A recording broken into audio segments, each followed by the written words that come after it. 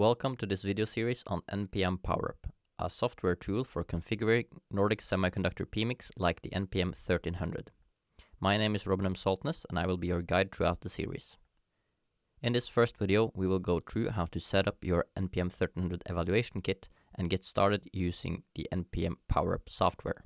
If you're already familiar with this, you can skip ahead to the second video of the series that will show you how to integrate the settings exported from npm PowerUp into a Zephyr RTOS application. But let's first have a look at the npm 1300 evaluation kit. It has the npm 1300 PMIC right here, and inside the white square is all the component needed to make the PMIC fully operational. It's a nRF5340 SoC that acts as an interface between your PC's USB and the TWI interface of the PMIC. All the components associated with this interface is inside this white line here. And to connect to npm PowerUp PC application, we connect npm controller SoC to the PC with a USB-C cable. So once we have connected the kit to a PC, we will open the npm PowerUp application that is found inside nrf Connect for desktop.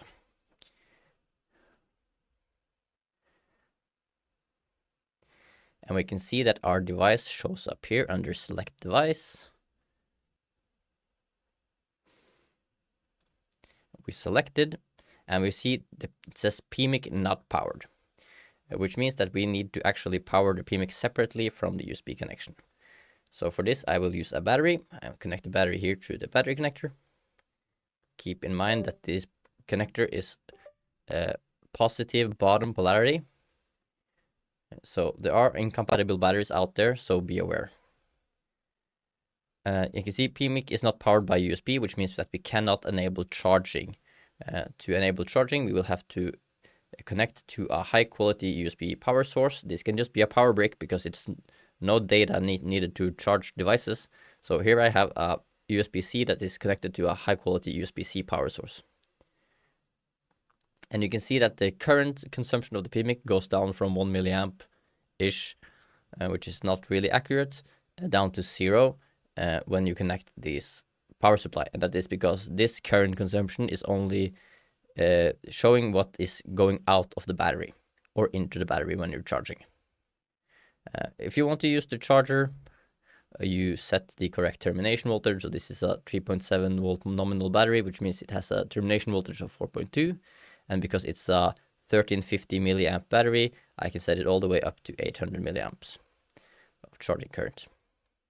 Then I enable the charger, and you can see that the time to empty changes from time to empty to time to full, and you will see that the state of charge will start rising. From this main dashboard, we can also adjust the voltage of the bucks, buck 1 and buck 2, and the voltage of LDOs when they are driven, or load switch on-off when they're not driven. The fuel gauge relies on this battery model. So for this kit, we have already injected the LP803448 LiPo battery, which is the one that most closely resembles the battery that I'm using for this demo. We also have some other brands and models bundled with the app, namely some from LiPo and some from Renata. And to change out the battery model, you simply select the model and manufacturer from the list, and you select write battery model, and you write it to an empty slot in your kit. And this will change how the fuel gauge and time to empty responds. So you see it dropped now because we're using the wrong model for this battery. In the other tabs of this application, you find more advanced features of every aspect of the PMIC. So we have more advanced charging features. Let me just remove the camera. More advanced features of the charger. For example, you have the termination current 10 or 20%. This is the current you charge at when you're reaching full. Same with the trickle fast. It's the voltage you're charging at when you are trickle charging at low voltages, so when the battery is close to empty. The charger thermal regulation is the junction temperature of the PMIC, so here it will stop charging at 109 degrees and not resume again until you drop below 100. This is adjustable. And you also have the JETA compliant monitoring for the battery thermistor, which has 4 different levels. That's also possible to set. And we also can change the NTC thermistor parameters. So this battery has a 10 kilo ohm resistor, so this is correct. But there are also batteries out there with 47 kilo ohms and 100 kilo ohms. And if you're using a battery without a thermistor, you can use ignore NTC. For the regulators, we have more advanced settings for the buck 1, buck 2, and the load switches. For example, you have a retention voltage, which is a voltage that you can set your PMIC to go into when the rest of the system is sleeping. We have mode control, so you can force PFM or PWM modes, or you can make the mode be controlled by GPIO input. Same with on-off control and with retention control, which is when you go into this retention mode. Load switches have soft start current settings up to 50 milliamps, and it also has active discharge and on-off control like the bucks. GPIOs, the system has 5 GPIOs that can be used for different things like output interrupts or inputs, and output the power loss warning that I'll talk about a little bit later.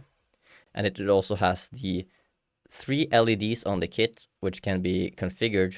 So the LED 0 is red and it's currently charger error. LED 1 is green and is charging, and LED 2 is yellow and it is host controllable. If I change up charger error and charging, you will see that going back to the camera and enabling the charger makes the red LED on the kit light up. As before, it was the green one. Put it back.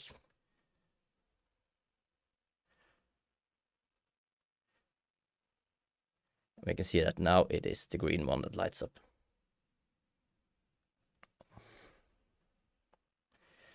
Other system features that are interesting in the nPM 1300 PMIC is the long press reset, which is a 10-second reset that makes the PMIC power cycle. This can be configured to work on only one button, one GPIO on the PMIC, or you can actually require 2 GPIOs to be pulled load for this to take effect. Then you have ship and hibernate mode, which are ultra low power sleep modes that makes the whole system power off and allows you to power back on again with just a button press. The same button that is used for long press resets, by the way. So the time this button needs to be pressed for you to enter active mode from ship is also fully configurable from 16 milliseconds to 3 seconds or so. And you can also enter these modes in this app. Just remember that you will lose connection to the PMIC when doing so, because it's in sleep. Hibernate mode is a 500 nanoamps sleep mode, while the ship mode is 370 nanoamps. When in hibernate mode, you can use this timer to wake up after a certain amount of time. Like, for example, 1 second. And this timer can also be used for other things like boot monitoring, so waiting for an act from your SoC, for example, to see that it has booted correctly, and if not, it will try to boot again.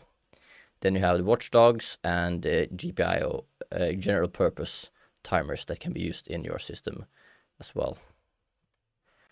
Power off failure is a very interesting feature which allows you to recognize if a battery has been disconnected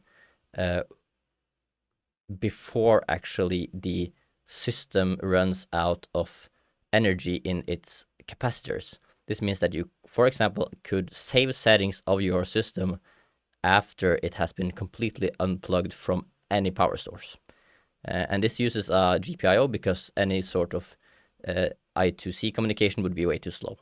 You can also set the polarity of this signal. Here we see the USB detect status, which I will demonstrate a little bit more. So it is currently set to 3 amps high power, which means it has a good USB-C power source. It makes the system able to go up to 1.5 amps of current draw into the PMIC, which means you have 800 milliamps for charging battery, and then the rest is for powering any bucks and LDOs. If I, for example, unplug this high quality power source and plug it straight into my PC using a USB-C to USB-C cable from my USB-C port on my PC, you can see that I get 1.5 amp high power because this is the maximum my PC can deliver. And if I am a pleb and I want to power it from a USB-A power supply, most of you know already probably that these are limited to 100 or 500 milliamps on the USB-A spec. You can see that the PMIC will also discover that.